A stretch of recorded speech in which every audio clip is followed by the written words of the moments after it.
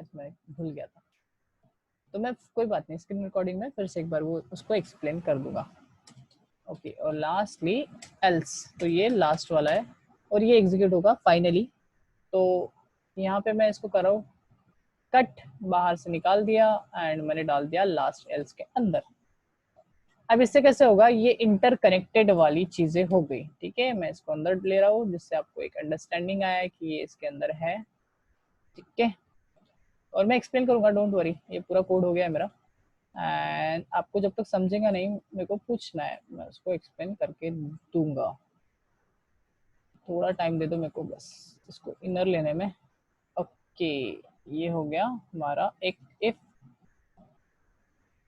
Then ये उसका else, then ये उसके अंदर। यहाँ पे फॉर्मेटिंग वाला बटन नहीं है इसलिए मेरे को ऐसा करना पड़ रहा, अदरवाइज अगर मैं एंड्रॉयड में हूँ या फिर जावा में हूँ तो वहाँ पे बटन ही हो जाता है। सो इतना करने की जरूरत नहीं मेरे को टैप टैप डालने की। एंड ये था इसका, एंड ये स्मार्ट है आईडी पर उतने लेवल की नहीं है, सो मेरे को मेहनत करवा रही। एंड दिस, एंड हो गया, खत्म हो गया। ओके, हाँ तो हाँ, इसको एक बार एग्जीक्यूट करके मैं आपको आंसर दिखा देता हूँ, तो फिर उसके बाद मैं उसको एक्सप्लेन करता हूँ टोटली। इंटर एनी 3 नंबर्स, तो मैं यहाँ पे डिफरेंट डाल रहा हूँ चेक करने के लिए। तो यहाँ पे आ गया C is bigger, clean and sweet.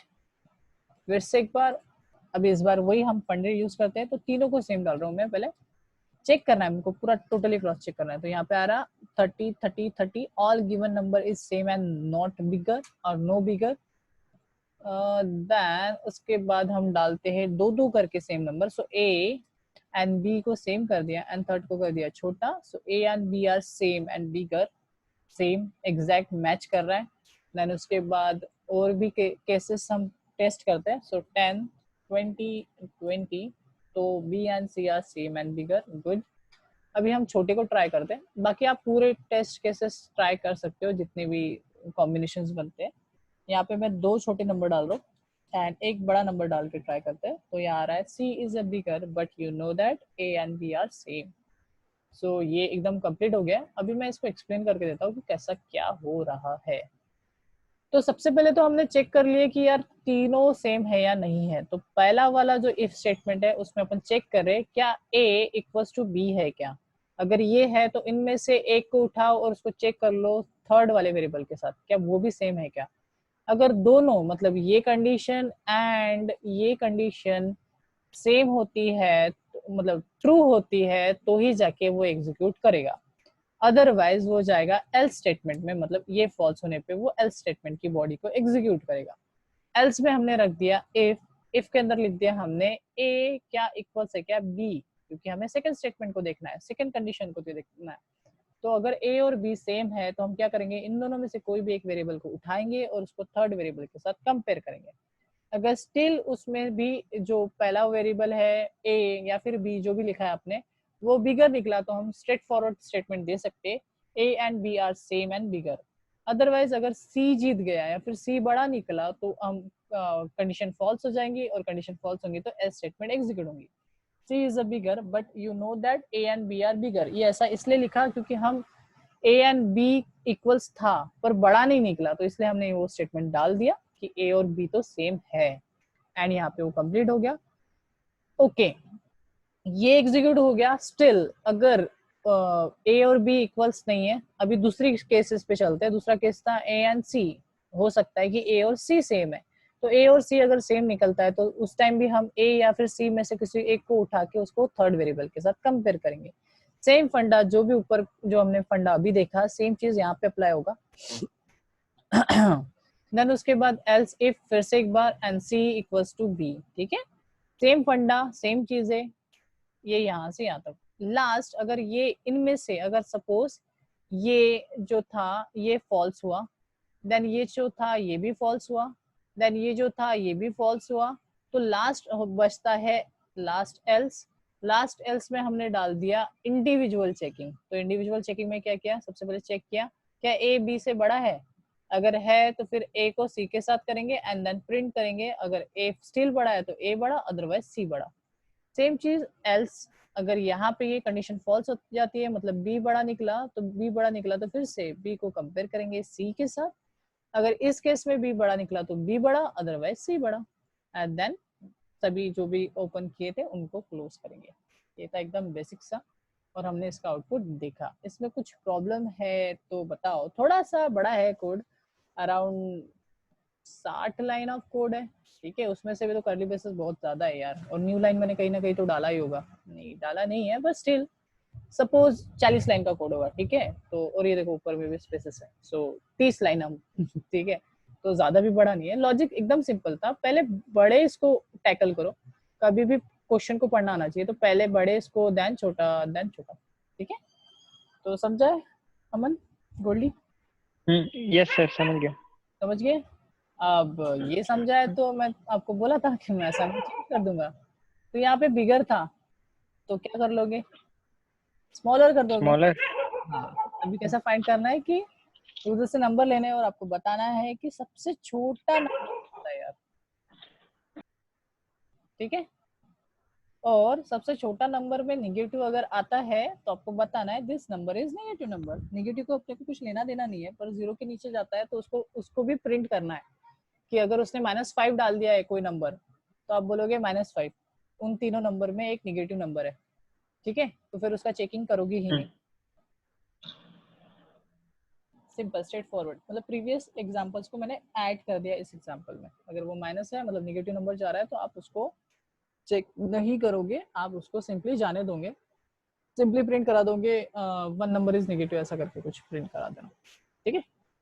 तो ये था कल का वाला। और अभी हम चलते हैं लैडर। एक्चुअली मैंने लैडर इसी में पढ़ा दिया। तो लैडर एकदम सिंपल है, अगर वो पहली कंडीशन फॉल्स होती है तो वो जाता है दूसरे वाले कंडीशन में। तो इसको मैं मिनिमाइज कर रहा हूँ।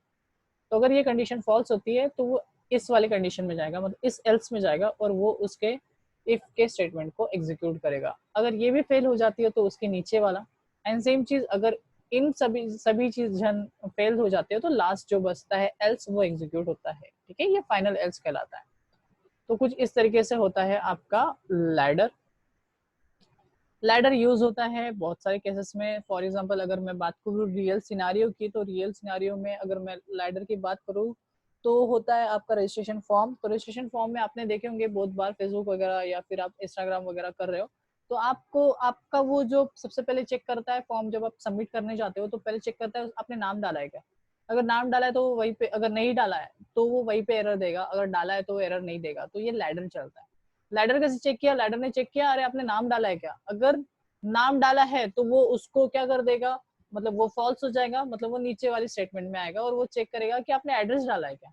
अगर आपने एड्रेस नहीं डाला है तो वो कंडीशन ट्रू हो जाएंगी और वो वहां पे पॉपअप दे देगा कि यार आपने ये चीज नहीं डाली। तो इस तरीके से लैडर यूज होता है रजिस्ट्रेशन फॉर्म में। जावास्क्रिप्ट में सभी सारी जगह पे लैडर यूज होता है अभी भी, ठीक है।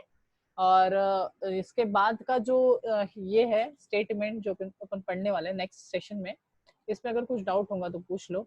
और भी एक असाइनमेंट दिया था, हम पता नहीं क्या दिया था, बट मे भी दिया तो था। अभी 9 मिनट ही बचे तो मैं नेक्स्ट वाला टॉपिक तो नहीं लूंगा। कुछ दिया था क्या मैंने असाइनमेंट, एरर ऑफ अबाउट 5, यही वाला था सर। एक ही दिया था। हाँ यही वाला, इसको मतलब कंडीशन बताना था, जैसे दोनों सेम रहेगा तो क्या लिखेंगे वही।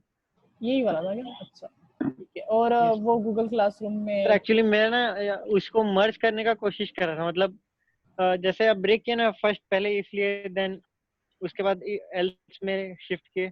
मैं ना हाँ इसी में लॉजिक लगा रहा था कि मतलब जैसे एक से अपन मतलब तीनों कंपेयर किए ना, एक इफ के अंदर हाँ, कल जो किए हैं उसी में मर्ज करके, कि मतलब उसी इफ के अंदर ये आ जाए कोई ऐसा स्टेटमेंट जिससे तो इसको भी छोटा पता भी चल कर जाता। सकते हैं, ये सोच कोड रहा एकदम फाइनल नहीं है। हाँ, इसको छोटा भी कर सकते हैं, इसको बहुत सारे जगह से छोटा कर सकते हैं। तो ये जो स्टेटमेंट्स है ना, इसको एंड ऑपरेटर के साथ आप यूज करके इसको छोटा कर सकते हैं। ये फुल प्रूफ है, मेरा वाला फेल नहीं होगा। पर इसको छोटा भी कर सकते हैं, ये एज अ बिगिनर मैं ऐसा सिखाता हूँ। हालांकि मैं इसको फिर कम कर सकता हूँ, मतलब 20-30 के रेंज में भी ला सकता हूँ इसको, इस कोड को। तब वो वाला भी ट्राई करो, क्योंकि ऐसा नहीं रहता कि एक बंदे ने जो लॉजिक बताया उसी से होता नहीं, बहुत लॉजिक्स होते हैं उसके। आप इसमें टर्नरी ऑपरेटर का भी यूज कर सकते हो। बस है कि लॉजिक अचीव करना पड़ता है, और एक्चुअल सिनारियो में ऐसा ही होता है कि आप क्या यूज करें उससे नहीं फर्क पड़ता, आपका कोड छोटा होना चाहिए, स्वीट होना चाहिए, आगे वाला पढ़ के समझ जाए, ऐसा होता है, ठीक है। बाकी जब हमें छुपाने की बात आती है तो जो कोड होता है वो बहुत कॉम्प्लेक्स होना चाहिए, ऐसा होता है। तो ओ सॉरी, कोर जावा में घुस गया मैं। प्रोग्रामिंग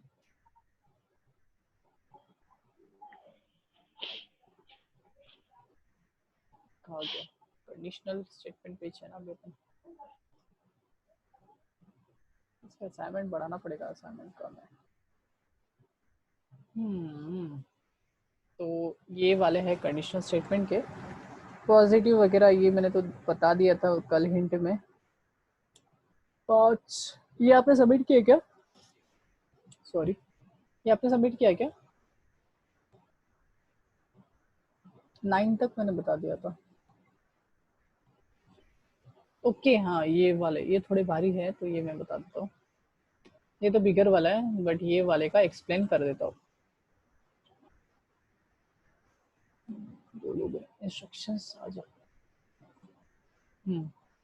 तो इसको अच्छे से समझो और ये अभी असाइनमेंट करना है। Write a C program to find the eligibility of the admission for a professional course based on the following criteria. आपको एडमिशन प्रोसेस के लिए प्रोजेक्ट बनाना है, सॉफ्टवेयर बनाना है, जिसमें कुछ उन्होंने क्राइटेरिया दिया है। उन्होंने क्राइटेरिया कुछ इस तरीके से दिया है कि मैथ्स के जो मार्क है वो 65 या फिर उससे अबाव होने चाहिए। जो पहला स्टेटमेंट उन्होंने जो बताया है वो 65 या फिर उससे अबाव होना चाहिए मैथ्स के मार्क। सेकेंड बोला है फिजिक्स, फिजिक्स जो होगा वो भी 55 या फिर 55 के अबाव होना चाहिए। देन उसके बाद केमिस्ट्री, केमिस्ट्री भी 50 या फिर 50 से ऊपर होना चाहिए, तो ही जाके वो एलिजिबल होगा। या तो फिर इन सब का जो टोटल है वो 180 के ऊपर होना चाहिए। Total in all the 3 subject it should be 180 के ऊपर होना चाहिए इन तीनों का टोटल। और उसने बोला या फिर total in maths and subjects को मिला के अगर उसका 140 के ऊपर हो रहा है तो भी चलेगा, तो भी वो कैंडिडेट एलिजिबल है। तो अगर ये क्वेश्चन नहीं समझा तो मेरे को पूछ लो अभी। क्वेश्चन समझा? सर लास्ट का जो 2 स्टेटमेंट है वो तो ऑलमोस्ट सेम ही है क्या? नहीं, ये इसमें लाइक कैसा हो गया, टोटल इसमें कैसा हो गया कि 180 होना चाहिए। अब इसमें कुछ भी कम ज्यादा होता है तो चलता है, बस 180 के अबव होना चाहिए। मतलब तीनों सब्जेक्ट में कुछ भी कम थोड़ा, किसी में 30 मिल गए, किसी में 40 मिल गए, पर कुछ भी करके 180 के ऊपर होना चाहिए। मतलब किसी की क्राइटेरिया नहीं है, ठीक है। सेकेंड वाला जो है total in maths and subject, तो इसमें मैथ्स के मार्क्स ज्यादा रहेंगे, बाकी सब्जेक्ट के मार्क्स कम भी रहे तो भी चलता, बस उनका जो टोटल है वो 140 के ऊपर होना चाहिए। फॉर एग्जाम्पल 140 चाहिए ना, तो मैथ्स में उसने 100 ला लिया और बाकी जो बचे 2 सब्जेक्ट उसमें उसने 20-20 ला लिया, तो भी वो पास हो गया, मतलब उसको एडमिशन मिल गया।